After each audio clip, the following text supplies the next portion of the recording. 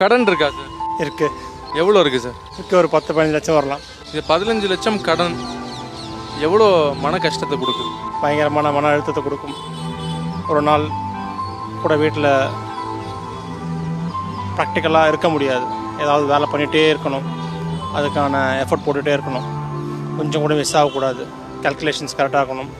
Middle class family, so கீழேயும் விழக்கூடாது, மேலேயும் போக முடியாது. மெயினே அதுதான். இப்போ ஒரு மிடில் கிளாஸ் ஃபேமிலிக்கு எதனாலலாம் சார் இந்த கடன் வாங்க வேண்டிய சூழல் ஏற்படுது? ஜென்ரலாக நிறைய பேருக்கு வீடு இருக்கணும்னு அவசியம் கிடையாது.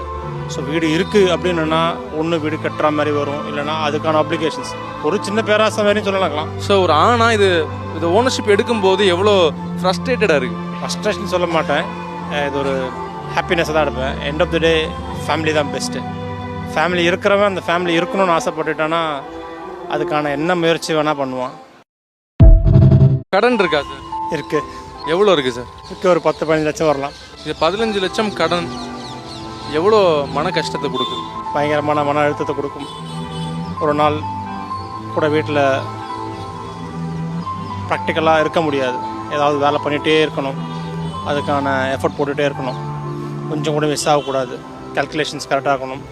மிடில் கிளாஸ் ஃபேமிலி, ஸோ கீழேயும் விழக்கூடாது, மேலேயும் போக முடியாது. மெயினே அதுதான். இப்போ ஒரு மிடில் கிளாஸ் ஃபேமிலிக்கு எதனாலலாம் சார் இந்த கடன் வாங்க வேண்டிய சூழல் ஏற்படுது? ஜென்ரலாக நிறைய பேருக்கு வீடு இருக்கணும்னு அவசியம் கிடையாது.